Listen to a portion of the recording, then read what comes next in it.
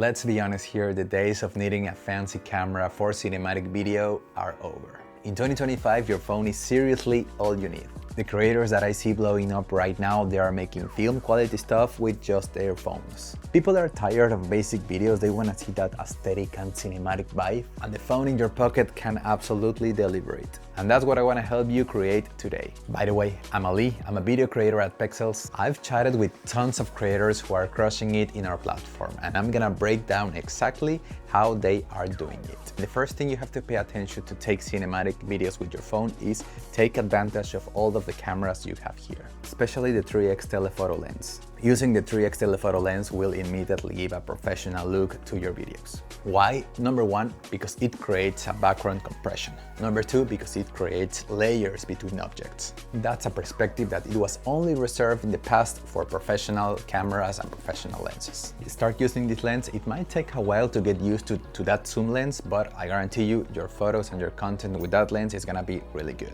A bonus tip is try placing objects in front of the camera, just like I'm doing here in this video with the roof, or in this other video with the leaves. In the other side, we have the 0.5 wide angle lens. This is great for making a space feel wider or stretching your subject. If you are in a room and you want to make the room feel larger, just use your wide angle lens. Just pay attention to your composition, because if you get too close to an object, it might stretch it a little bit. You can take advantage of this and put your phone closer to objects to create more movement. That takes us actually to tip number 2. Movement is really important.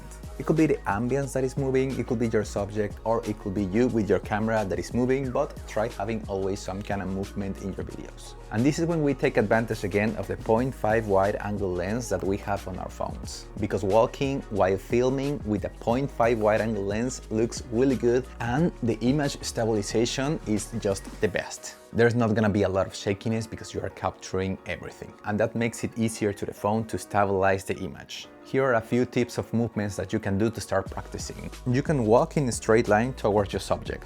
You can follow your subject, you can do a circle around your subject, or you can walk backwards while following your subject.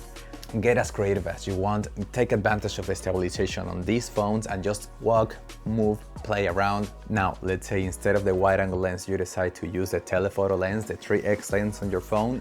That picture is gonna look just beautiful. Personally, that's my favorite way of shooting videos with my phone because it creates a lot of movement, it looks really, really nice. But pay attention that when you are using the 3x telephoto lens and trying to move, walking or something, you need to be extra cautious because every small movement is gonna replicate on your video. That's why I can recommend you to hold your phone with both hands. That's gonna give you extra grip and a lot of stabilization and room. Maybe you're moving, but your phone stays stable. I can also recommend you to bend your knees a little bit and walk like this. We call it the ninja walk. By the way, remember that these tips can help you get more exposure, views, and downloads on your Pexels content. I'm gonna tell you a secret, videos actually get 5 times more downloads per media than photos in our platform. So start applying these tips in your videos and I'm sure your stats will skyrocket. Tip number 3, follow the light. Photography and videography are all about light. So always pay attention to where the light is. This way you can capture more texture and create more depth. A secret between filmmakers is try to always shoot the shadow side of a subject or whatever you're taking photos of, try to always go for the shadow side. Tip number 4, and this might sound controversial, but try shooting always 30 frames per second. I know the standard is 24 frames per second, and if you wanna go for it, you might have your reasons, but hear me out. If you are taking vertical videos, probably you are planning to use them in social media.